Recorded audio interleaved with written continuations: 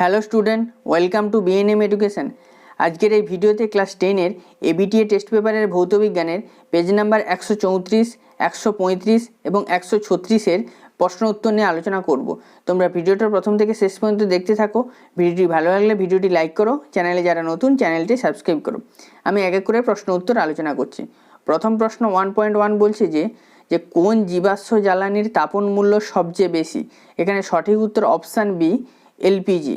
এর পরের প্রশ্ন 1.2 বলছে কোনো আদর্শ গ্যাসের ক্ষেত্রে পিভি সমান W/M/RT সমীকরণে এম চিহ্নটি কোন রাশিকে নির্দেশ করে। এখানে সঠিক উত্তর অপশান সি, গ্যাসের মোলার ভর। দেখো এখানে ডব্লু হচ্ছে যে গ্যাসের ভর আর এম হচ্ছে যে গ্যাসের মোলার ভর, এটা কিন্তু আণবিক ভর নয়। আর এম এর একক হচ্ছে যে গ্রাম পার মোল। ঠিক আছে, এর পরের প্রশ্ন 1.3 32 গ্রাম সালফারকে বায়ুর অক্সিজেনের মধ্যে সম্পূর্ণরূপে দহন ঘটানো হলো, উৎপন্ন সালফার ডাই অক্সাইডের পরিমাণ কত হবে। ঠিক আছে, দেখো এখানে আমি অঙ্কটা করে দেখিয়েছি। দেখো তাহলে এখানে সালফারের যে দহন হচ্ছে অক্সিজেনের উপস্থিতিতে, তার ফলে কি হচ্ছে যে সালফার ডাই অক্সাইড উৎপন্ন হচ্ছে। ঠিক আছে, তাহলে সালফারের পারমাণবিক গুরুত্ব কত? 32। ঠিক আছে, আর সালফার ডাই অক্সাইডের কত হবে? 32 + 16 × 2 = কত? 64। ঠিক আছে, অর্থাৎ 32 গ্রাম সালফারের সম্পূর্ণ দহনে 64 গ্রাম সালফার ডাই অক্সাইড উৎপন্ন হয়। ঠিক আছে, অর্থাৎ অপশান বি হচ্ছে যে সঠিক। এর পরের প্রশ্ন 1.4 বলেছে যে 20 সেন্টিমিটার ফোকাস দূরত্বের কোনো উত্তর লেন্সের সামনে লেন্সটির প্রধান অক্ষের উপর লেন্স থেকে 30 সেন্টিমিটার দূরে একটি বিস্তৃত বস্তুকে লম্বভাবে স্থাপন করা হলে সেটির প্রতিবিম্বের প্রকৃতি কীরূপ হবে। এটা সঠিক উত্তর অপশান সি, সদ, অবশীর্ষ ও বিবর্ধিত। দেখো এখানে লেন্সের ফোকাস দূরত্ব বলে দিয়েছে 20 সেন্টিমিটার, আর বস্তুর অবস্থান বলে দিয়েছে বস্তুটা লেন্স থেকে 30 সেন্টিমিটার দূরে অবস্থিত। ঠিক আছে, তাহলে লেন্সের যে 2f দূরত্ব সেটা কত হচ্ছে যে 20 × 2, তাহলে 40 সেন্টিমিটার। অর্থাৎ বস্তুটা এফ এবং 2f এর মাঝে অবস্থিত।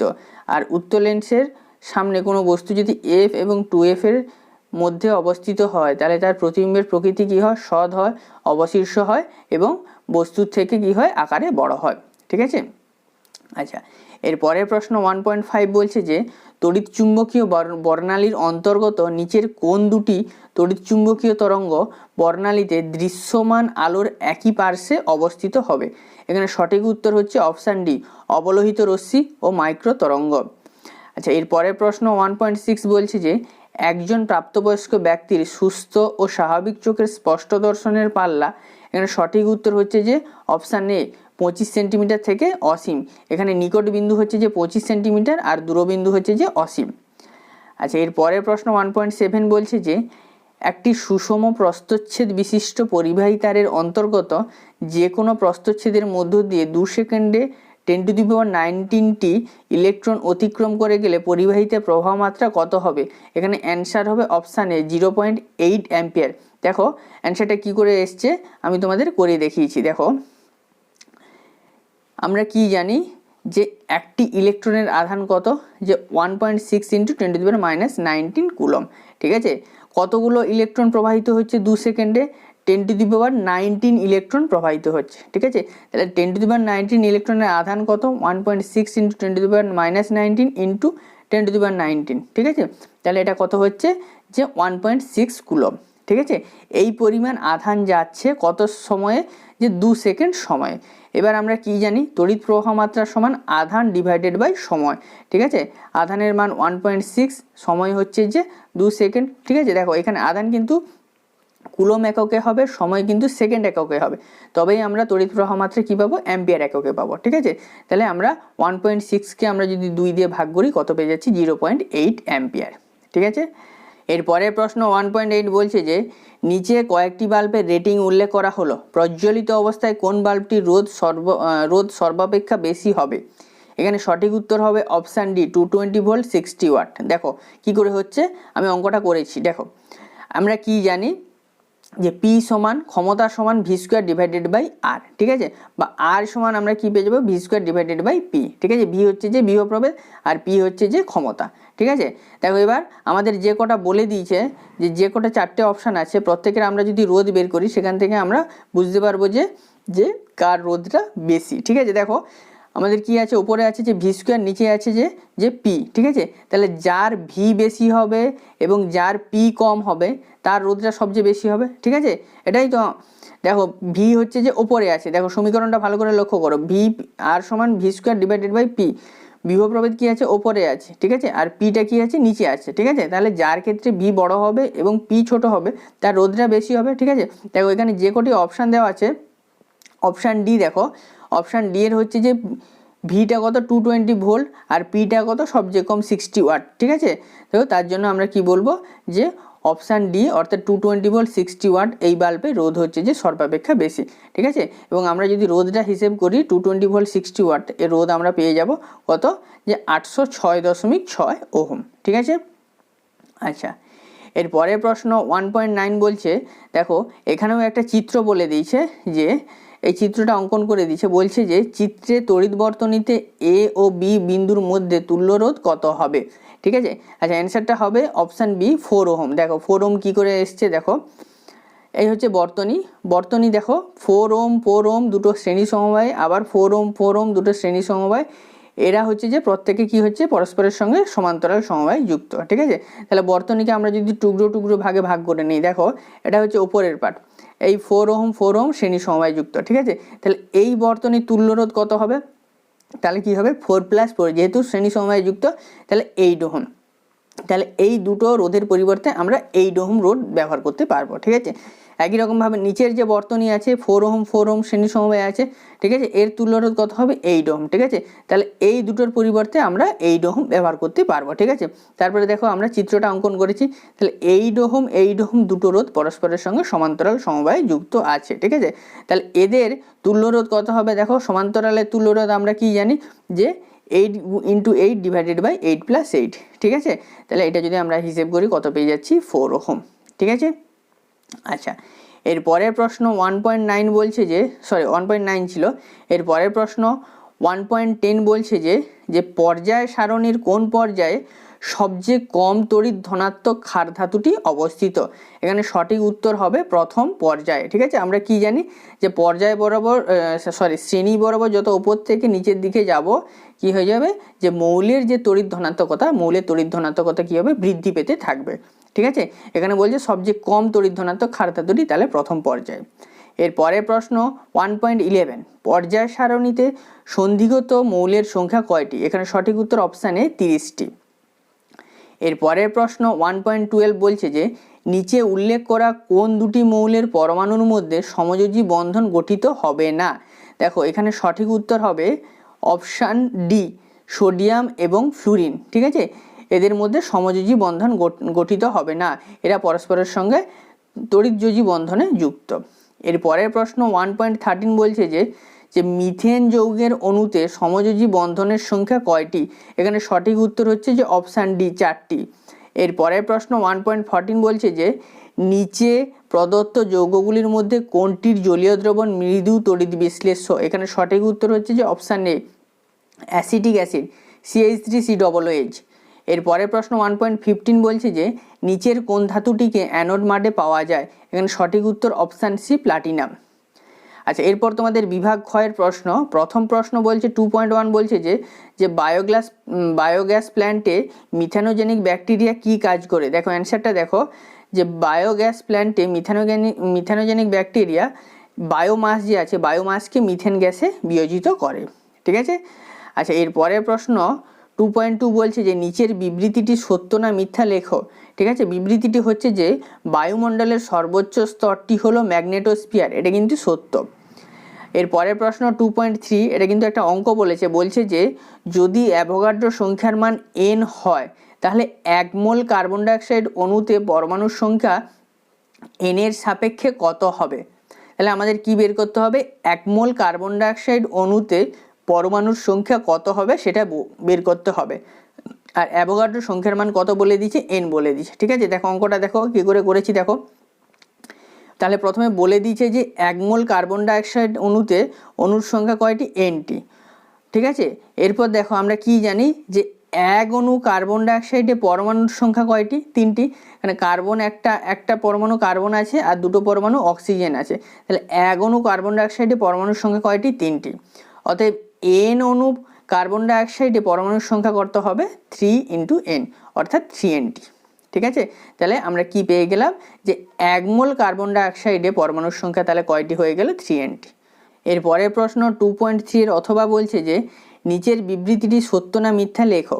প্রশ্নটা হচ্ছে যে একই চাপ উষ্ণতায় বিভিন্ন গ্যাসের মোলার আয়তন ভিন্ন ভিন্ন হবে।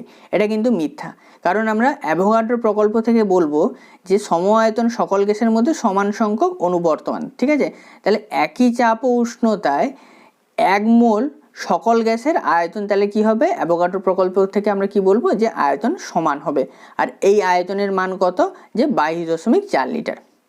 আচ্ছা, এর পরের প্রশ্ন একটা অঙ্ক বলেছে যে 2.4 8 গ্রাম অক্সিজেন গ্যাসের অবস্থার সমীকরণটি লেখো। ঠিক আছে, বলেছে অক্সিজেন গ্যাসের ভরটা বলে দিয়েছে যে 8 গ্রাম। ঠিক আছে, তার অবস্থার সমীকরণটি লিখতে বলেছে। দেখো, তাহলে আমরা প্রথমে এই 8 গ্রাম অক্সিজেন গ্যাসের মোল সংখ্যা কত সেটা বের করে নিচ্ছি। তাহলে কি হবে, 8 ডিভাইডেড বাই অক্সিজেনের যে মোলার ভর কত 32, তাহলে 1/4 হয়ে যাচ্ছে। ঠিক আছে, এটা হচ্ছে যে অক্সিজেনের মোল সংখ্যা। তাহলে কি গ্যাসের অবস্থার সমীকরণ আমরা কি জানি, আদর্শ গ্যাসের অবস্থার সমীকরণ কি জানি, পিভি সমান nRT।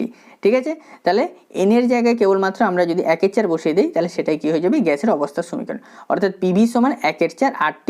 এটা হচ্ছে কি যে 8 গ্রাম অক্সিজেন গ্যাসের অবস্থার সমীকরণ।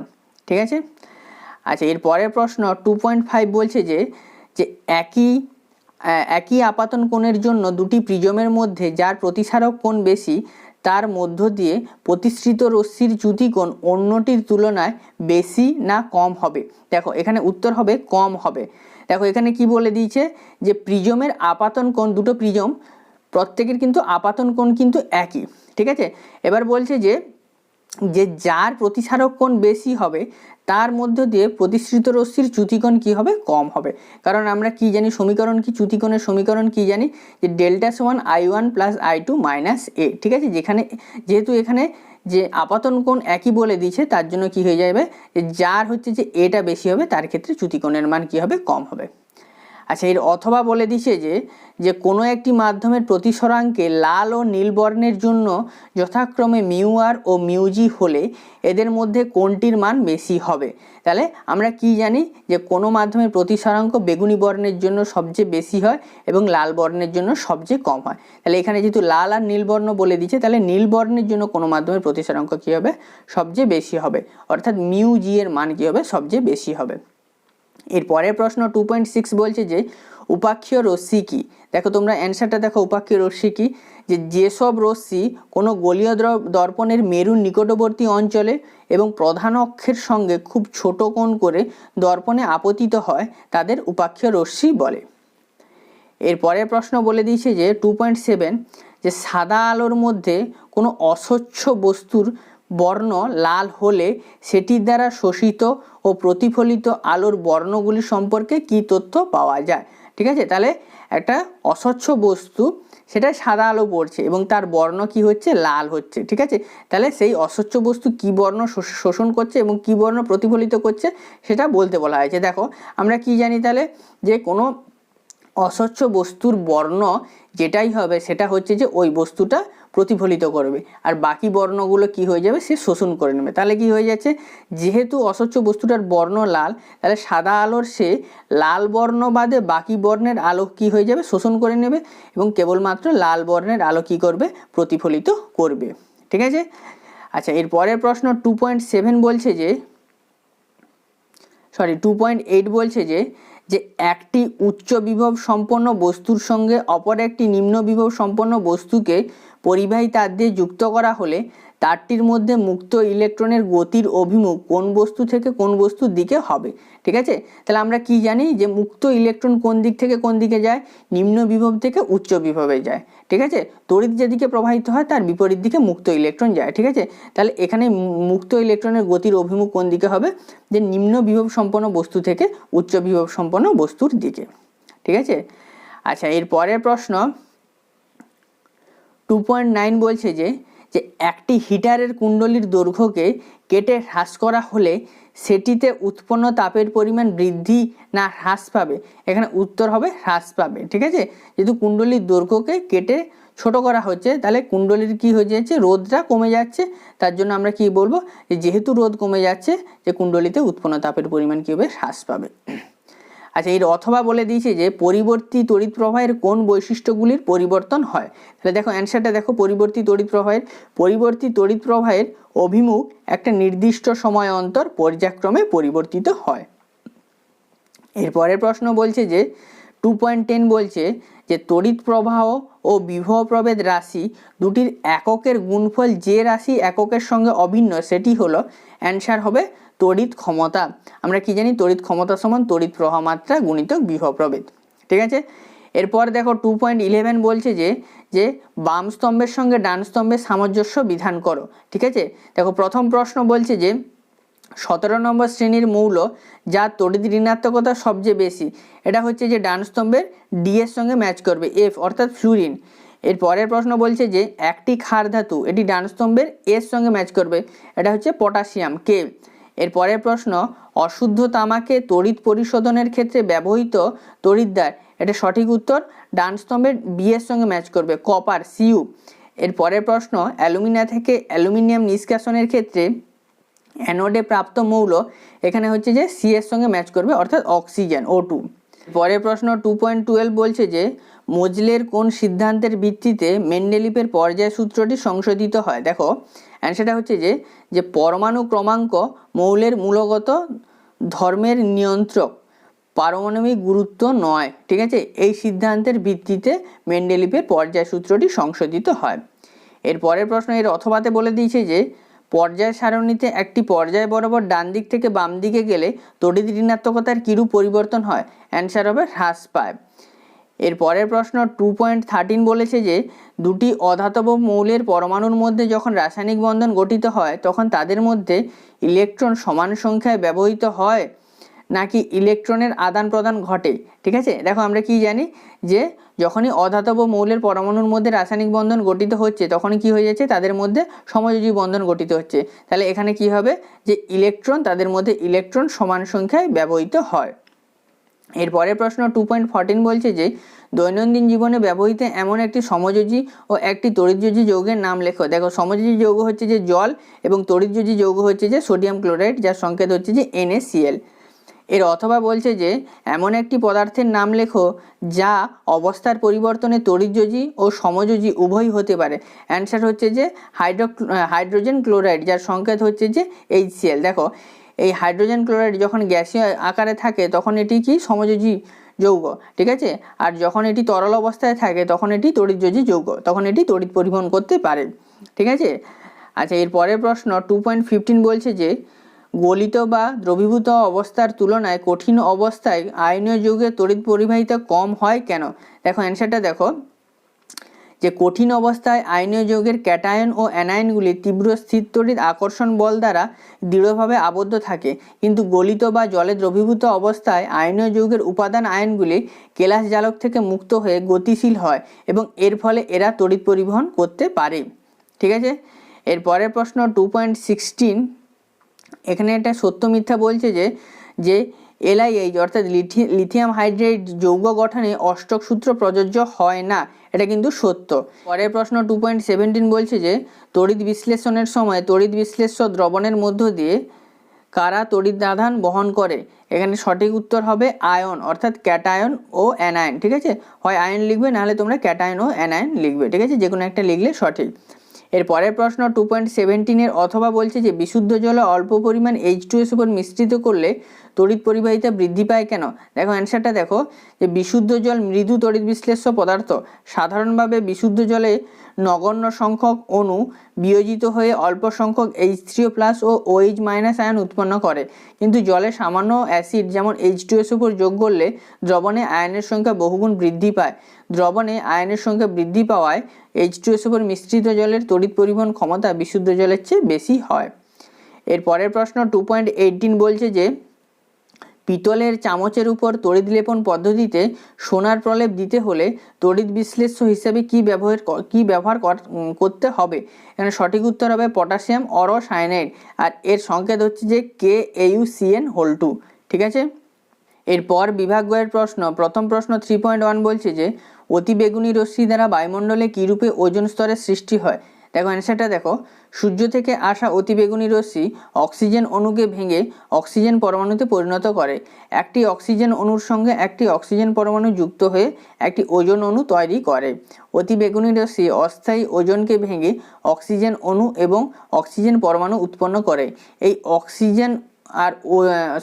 ওজোন আর অক্সিজেন চক্রটি চলতে থাকে। ঠিক আছে, বিক্রিয়াগুলো দেখো, অক্সিজেন প্রথমে ইউভি রশ্মির উপস্থিতিতে কি হয়ে যাচ্ছে, যে দুটো অক্সিজেন পরমাণুতে পরিণত হয়ে যাচ্ছে, আবার অক্সিজেন পরমাণু অক্সিজেন অণুর সঙ্গে যুক্ত হয়ে কি হয়ে যাচ্ছে, ওজোন অণুতে পরিণত হয়ে যাচ্ছে। আবার ওজোন ইউভি রশ্মির উপস্থিতিতে কি হয়ে যাচ্ছে, অক্সিজেন অণু এবং অক্সিজেন পরমাণুতে পরিণত হচ্ছে। এরপরের প্রশ্ন 3.2, এখানে একটা অঙ্ক বলেছে।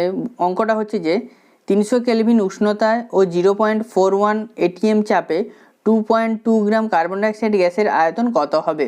ঠিক আছে, এখানে কার্বন অক্সিজেন এদের হচ্ছে যে পারমাণবিক গুরুত্ব বলে দিয়েছে এবং আর এর মান লিটার অ্যাটমসফিয়ার কেলভিন ইনভার্স এবং মোল ইনভার্স এককে বলে দিয়েছে। ঠিক আছে, তাহলে দেখো আমাদের কি কি ডেটা বলে দিয়েছে, আমরা প্রথমে লিখে নিচ্ছি। উষ্ণতা T সমান 300 কেলভিন, চাপ সমান 0.41 ATM, মোল সংখ্যা সমান আমরা কি জানি, গ্যাসের ভর ডিভাইডেড বাই গ্যাসের মোলার ভর। তাহলে কার্বন ডাইঅক্সাইডের ভর বলে দিচ্ছে 2.2, আর কার্বন ডাইঅক্সাইডের মোলার ভর আমরা কত জানি, 44। তাহলে সেখান থেকে পেয়ে যাচ্ছি 0.05 মোল। ঠিক আছে, এবার আমরা আদর্শ গ্যাস যে সমীকরণ সেটা লাগাইছি, PV সমান nRT। আমাদের বের করতে বলেছে V, গ্যাসের আয়তন বের করতে বলেছে, অর্থাৎ কার্বন ডাইঅক্সাইডের আয়তন বের করতে বলেছে। তাহলে V সমান nRT ডিভাইডেড বাই P। এরপর আমরা যদি প্রত্যেকের ভ্যালু যদি আমরা বসিয়ে দিই এবং আমরা যদি কাটাকাটি করি, তাহলে অ্যান্সারটা পাচ্ছি 3 লিটার। ঠিক আছে, তাহলে গ্যাসের আয়তন কত হবে, 3 লিটার। আচ্ছা, এটা অথবা একটা প্রশ্ন বলেছে যে 27 ডিগ্রি সেন্টিগ্রেড উষ্ণতায় কোনো গ্যাসের আয়তন 3 লিটার। চাপ অপরিবর্তিত রেখে গ্যাসটিকে 127 ডিগ্রি সেন্টিগ্রেড উষ্ণতায় উত্তপ্ত করা হলে গ্যাসটির আয়তন হয় 4 লিটার। প্রদত্ত তথ্যের ভিত্তিতে পরম শূন্য উষ্ণতার মান গণনা করো। ঠিক আছে, তাহলে এখানে কিন্তু উল্টো প্রশ্ন বলছে যে পরম শূন্য উষ্ণতার মান বের করতে বলেছে। ঠিক আছে, তাহলে আমি প্রথমে ধরে নিচ্ছি যে পরম শূন্য উষ্ণতার মান হচ্ছে যে T ডিগ্রি সেন্টিগ্রেড। ঠিক আছে, তাহলে গ্যাসের প্রাথমিক উষ্ণতা আমরা যদি কেলভিন স্কেলে বের করতে চাই, তাহলে কেলভিন স্কেলে কত হবে, দেখো এখানে ভালো করে লক্ষ্য করো। আমরা কি করি যে সেন্টিগ্রেড স্কেল থেকে আমরা যখন কেলভিন স্কেলে নিয়ে যাই, তাহলে কি করি আমরা যে 273 দিয়ে যোগ করি।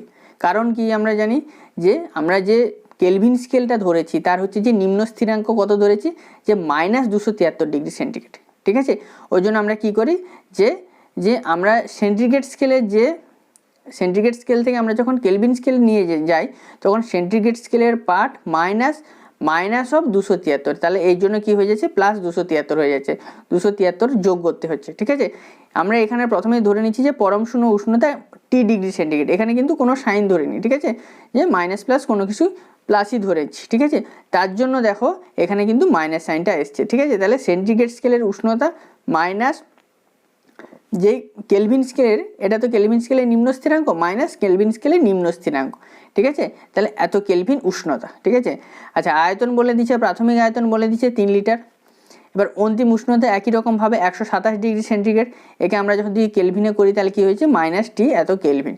এবার আর আয়তন কত বলে দিচ্ছে, অন্তিম আয়তন বলে দিচ্ছে 4 লিটার। ঠিক আছে, এবার যেহেতু দেখো চাপ যেহেতু স্থির বলে দিচ্ছে, ঠিক আছে, দেখো এখানে যেহেতু চাপ স্থির বলে দিয়েছে, তাহলে আমরা চাল সূত্র লাগিয়েছি। চাল সূত্র কি বলে, যে V1 ডিভাইডেড বাই T1 সমান V2 ডিভাইডেড বাই T2। ঠিক আছে, এবার আমরা যদি প্রত্যেকের ভ্যালু যদি আমরা বসিয়ে দিই, তাহলে T সমান কি পেয়ে যাচ্ছি, যে -273, অর্থাৎ পরম শূন্য উষ্ণতার মান কত, -273 ডিগ্রি সেন্টিগ্রেড। এর পরের প্রশ্ন 3.3 বলছে যে আলোর প্রতিসরণের ক্ষেত্রে কখন স্নেলের সূত্রটি প্রযোজ্য হয় না এবং কেন? অ্যান্সারটা দেখো, আলোকরশ্মি দুই মাধ্যমের বিভেদ দলে লম্বভাবে আপতিত হলে স্নেলের সূত্রটা প্রযোজ্য হয় না। এবার কেন হয় না দেখো অ্যান্সারটা, আলোকরশ্মির লম্ব আপতনের ক্ষেত্রে আপতন কোণ I সমান কত, 0 ডিগ্রি, তাহলে প্রতিসরণ কোণ কত হবে, R সমান 0 ডিগ্রি। এখন স্নেলের সূত্র অনুযায়ী প্রথম মাধ্যমের সাপেক্ষে দ্বিতীয় মাধ্যমের প্রতিসরাঙ্ক যদি মিউ হয় তাহলে মিউ সমান কি sine i divided by sine r, অর্থাৎ sine 0 degree divided by sine 0 degree বা 0 ডিভাইডেড বাই 0। আমরা জানি সাইন 0 এর মান কত 0, তাহলে 0কে কোনো সংখ্যাকে আমরা জানি কোনোদিন 0 দিয়ে ভাগ করা যায় না, তাহলে হরে যেহেতু 0 আছে তাহলে একে আমরা কি বলবো, এটা একটা অসংজ্ঞাত। তার জন্য আমরা কি বলবো যে লম্ব আপাতনের ক্ষেত্রে স্নেলের সূত্রটা প্রযোজ্য হয় না। এরপরের প্রশ্ন 3.4 বলছে যে একটি তড়িৎ কোষের তড়িৎচালক বল 6 ভোল্ট, বিবৃতিটির অর্থ লেখো। দেখো অ্যান্সার দেখো, তড়িৎ কোষের তড়িৎচালক বল 6 ভোল্ট বলতে বোঝায় 1 কুলম্ব ধনাত্মক তড়িৎ আধানকে তড়িৎ কোষটির মধ্যে ঋণাত্মক মেরু থেকে ধনাত্মক মেরুতে সরাতে 6 জুল কার্য করতে হয়। আচ্ছা, এর সাথে একটা প্রশ্ন বলেছে যে কোনো তড়িৎ কোষের প্রান্তীয় বিভব প্রভেদ কি তড়িৎচালক বলের থেকে বেশি হতে পারে? এটা কিন্তু উত্তর হবে হয় না, যে কোনো কোষের প্রান্তীয় বিভব প্রভেদ তড়িৎচালক বলের চেয়ে বেশি হতে পারে না। এরপরের প্রশ্ন 3.4 এর অথবা একটা অঙ্ক বলেছে দুটি পরিবাহী তারের দৈর্ঘ্য, ব্যাস ও রোধাঙ্ক প্রতিটি রাশির অনুপাত 1:3, সরু তারটির রোধ 20 ওহম হলে অন্য তারটির রোধ কত? দেখো আমরা প্রথমে ধরে নিচ্ছি যে মনে করি সরু তারটির দৈর্ঘ্য, ব্যাসার্ধ, রোধাঙ্ক ও রোধ যথাক্রমে L1, R1, ρ1 এবং ক্যাপিটাল R1, এবং মোটা তারটির দৈর্ঘ্য, ব্যাসার্ধ, রোধাঙ্ক, রোধ যথাক্রমে L2, R2, ρ2 এবং ক্যাপিটাল R2। ঠিক আছে, এবার কি বলে দিচ্ছে যে উভয় তারের দৈর্ঘ্যের অনুপাত কত 1:3, তাহলে L1 ডিভাইডেড বাই L2 সমান কত 1/3। আচ্ছা, ব্যাসের অনুপাত কত বলে দিয়েছে যে 1:3। দেখো ব্যাসের অনুপাত যা হবে ব্যাসার্ধের অনুপাতও তাই হবে, তাহলে ব্যাসার্ধের অনুপাত কত 1/3। রোধাঙ্কের অনুপাত একই রকমভাবে 1/3। আর কি বলে দিয়েছে সরু তারটির রোধ কত বলে দিয়েছে 20 ওহম, তাহলে আমি R1 যেহেতু সরু তারের রোধ ধরেছি তাহলে R1 সমান 20 ওহম। ঠিক আছে, তাহলে এরপর আমরা যে রোধের সমীকরণ সেটা লিখেছি। দেখো তাহলে সরু তারের রোধ R1 সমান ρ1 L1 divided by pi R1 square. ঠিক আছে, এটা কি যে তারের প্রস্থচ্ছেদের ক্ষেত্রফল। ঠিক আছে, একই রকমভাবে মোটা তারটির রোধ যদি R2 হয় তাহলে R2 সমান ρ2 L2 divided by pi R2 square. ঠিক আছে, এরপর আমরা যদি R1 ডিভাইডেড বাই R2 করি তাহলে কি সমীকরণটা পাচ্ছি? দেখো যে ρ1 divided by ρ2 into L1 divided by L2 into R2 square divided by R1 square. ঠিক আছে, এরপর আমরা যদি প্রত্যেকের ভ্যালু যদি আমরা বসিয়ে দিই তাহলে আমরা কাটাকাটি করে কি রেজাল্ট পাচ্ছি যে এ পাশে ডান পক্ষে 1 পাচ্ছি। ঠিক আছে, তাহলে আমরা কি পেয়ে যাচ্ছি যে R1 সমান R2 পাচ্ছি। ঠিক আছে, তাহলে উভয় তারের রোধ কিন্তু আমরা সমান পাচ্ছি। ঠিক আছে, তাহলে অ্যান্সারটা হবে যে অপর তারের রোধ কত হবে 20 ওহম। ঠিক আছে, দেখো তোমরা এটা ভেবে নাও নি যে সরু তারের রোধ তো আমরা জানি সবসময় বেশি হয়, তাহলে এখানে সরু তার আর মোটা তারের রোধ তাহলে কি করে সমান হচ্ছে? দেখো এখানে তারের দৈর্ঘ্য কিন্তু ফিক্সড নেই। ঠিক আছে, তারের দৈর্ঘ্য কিন্তু পরিবর্তন। ঠিক আছে, তাহলে যেটা হচ্ছে যে সরু তার যার রোধ বেশি হওয়ার কথা তার দৈর্ঘ্য নিশ্চয়ই কম। ঠিক আছে, আমরা কি জানি রোধ হচ্ছে যে দৈর্ঘ্যের সঙ্গে সমানুপাতিক, তাহলে তার দৈর্ঘ্য কম হওয়ার জন্য বা একই রকমভাবে যেটা মোটা তার, ঠিক আছে, তার দৈর্ঘ্য বেশি, এই করে কি হয়ে যাচ্ছে যে উভয় তারের রোধ কি হয়ে যাচ্ছে সমান হচ্ছে। ঠিক আছে, আচ্ছা এর পরের প্রশ্ন 3.5 বলছে যে মৌলের আয়নাইজেশন শক্তি বলতে কি বোঝায়? অ্যান্সারটা দেখো, সর্বনিম্ন শক্তি স্তরে থাকা কোনো মৌলের একটি বিচ্ছিন্ন গ্যাসীয় পরমাণু থেকে তার যোজ্যতা কক্ষের সবচেয়ে দুর্বলভাবে আবদ্ধ ইলেকট্রনটিকে সম্পূর্ণভাবে অপসারিত করে পরমাণুটিকে এক একক ধনাত্মক আধান বিশিষ্ট আয়নে পরিণত করার জন্য প্রয়োজনীয় ন্যূনতম শক্তিকে ওই মৌলের আয়নাইজেশন শক্তি বলা হয়। এর পরের প্রশ্ন 3.5 এর অথবা বলছে যে আধুনিক পর্যায় সূত্রটি লেখো। দেখো মৌলসমূহের ভৌত ও রাসায়নিক ধর্মাবলী তাদের পরমাণু ক্রমাঙ্ক বৃদ্ধির সঙ্গে পর্যায়ক্রমে পুনরাবৃত্ত হয়। এর সাথে একটা প্রশ্ন বলছে আধুনিক দীর্ঘ পর্যায় সারণীতে কয়টি শ্রেণী আছে? উত্তর হবে 18টি শ্রেণী। এর পরের প্রশ্ন 3.6 বলছে যে ম্যাগনেসিয়াম ক্লোরাইড অণুর লুইস ডট চিত্র অঙ্কন করো। দেখো আমি এখানে যে ম্যাগনেসিয়াম ক্লোরাইডের লুইস ডট চিত্র অঙ্কন করেছি। ঠিক আছে, তোমরা এটা দেখে নিও। আচ্ছা এর সাথে একটা প্রশ্ন বলছে যে এটি সমযোজী না তড়িৎযোজী যৌগ? ঠিক আছে, এটা হচ্ছে যে তড়িৎযোজী যৌগ। ঠিক আছে, এর পরের প্রশ্ন 3.6 এর অথবা বলছে যে NaCl এর আণবিক ওজন বিবৃতিটি সঠিক নয় কেন? অ্যান্সারটা দেখো, NaCl আয়নীয় যৌগ হওয়ায় এর কেলাসে পৃথক অণুর কোনো অস্তিত্ব নেই। অসংখ্য Na+ ও Cl- আয়ন স্থির তড়িৎ আকর্ষণের দ্বারা পরস্পর আকর্ষিত হয়ে কঠিন সোডিয়াম ক্লোরাইডের কেলাস গঠন করে। বিচ্ছিন্ন অণুর অস্তিত্ব না থাকা NaCl এর ক্ষেত্রে আণবিক ওজন কথাটি অর্থহীন। যেহেতু যৌগটিকে NaCl সংকেতের দ্বারা প্রকাশ করা হয় তাই যৌগের সাংকেতিক ওজন বলাই যথাযথ। এর পরের প্রশ্ন 3.7 বলছে যে সমযোজী ত্রিবন্ধন যুক্ত একটি মৌলের অণুর উদাহরণ দাও এবং সেটির লুইস ডট চিত্র অঙ্কন করো। ঠিক আছে, তাহলে মৌলের অণু কী হবে? নাইট্রোজেন। ঠিক আছে, এবং তাহলে নাইট্রোজেনের লুইস ডট চিত্রটা আমি অঙ্কন করে দিয়েছি, তোমরা দেখে নিও। এর পরের প্রশ্ন 3.8 বলছে যে দুটি মৌলের পরমাণু ক্রমাঙ্ক যথাক্রমে 17 ও 19, মৌল দুটি রাসায়নিকভাবে যুক্ত হয়ে কী ধরনের যৌগ গঠন করবে ও কেন, এবং এই যৌগটির সংকেত কী হবে। ঠিক আছে, আমি প্রথমে ধরে নিয়েছি যে মনে করি এ মৌলের পরমাণু ক্রমাঙ্ক হচ্ছে যে 17 এবং বি মৌলের পরমাণু ক্রমাঙ্ক 19। ঠিক আছে, তাহলে এদের ইলেকট্রন বিন্যাস কী হবে? যার 17 এ মৌল, তার ইলেকট্রন বিন্যাস হচ্ছে যে 2, 8, 7, এবং বি মৌলের ইলেকট্রন বিন্যাস কি হয়ে যাচ্ছে? 2, 8, 8, 1। ঠিক আছে, তাহলে একজনের বাইরের কক্ষে 7টা ইলেকট্রন, একজনের বাইরের কক্ষে 1টা ইলেকট্রন। ঠিক আছে, তাহলে বি মৌল কি করবে? তার সর্ববস্থিত কক্ষের 1টি ইলেকট্রন বর্জন করে ক্যাটায়নে পরিণত হবে, এবং এ মৌল কি করবে? ও এ মৌলের পরমাণু ওই 1টি ইলেকট্রন গ্রহণ করে কি করবে? অ্যানায়নে পরিণত হবে। ঠিক আছে, সুতরাং এ আর বি পরস্পরের সঙ্গে রাসায়নিকভাবে কি গঠন করবে? আয়নীয় যৌগ গঠন করবে। ঠিক আছে, যেহেতু এদের যোজ্যতা, প্রত্যেকের যোজ্যতা 1, তাহলে এদের সংকেত কি হবে? বিএ হবে। ঠিক আছে, তাহলে সংকেতটা কি? বিএ। এর পরের প্রশ্ন 3.9, প্রশ্নটা হচ্ছে যে তড়িৎ বিশ্লেষণের সময় কোন তড়িৎ দ্বারে ইলেকট্রন বর্জিত হয়? উত্তর হচ্ছে যে অ্যানোডে।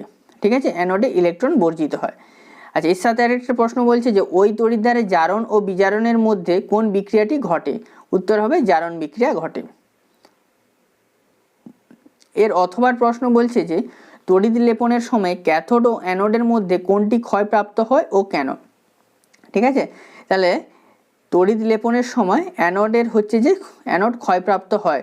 ঠিক আছে, এবং কেন হচ্ছে যে কারণটা দেখো, যে বস্তুর উপর তড়িৎ লেপন করা হবে তাকে ক্যাথোড হিসাবে ব্যবহার করা হয়, আর যে ধাতুর প্রলেপ দেওয়া হবে তার বিশুদ্ধ পাতকে অ্যানোড রূপে, এবং সেই ধাতুর কোনো উপযুক্ত দ্রাব্য লবণের দ্রবণ তড়িৎ বিশ্লেষ্য রূপে ব্যবহার করা হয়। এক্ষেত্রে দ্রবণের ধাতব আয়ন তড়িৎমুক্ত হয়ে ক্যাথোডে ব্যবহৃত দ্রব্যের উপর প্রলেপ সৃষ্টি করে, এবং অ্যানোড থেকে সমপরিমাণ ধাতু আয়ন হিসাবে দ্রবণে মিশে যায়, তাই অ্যানোড ক্ষয়প্রাপ্ত হয়।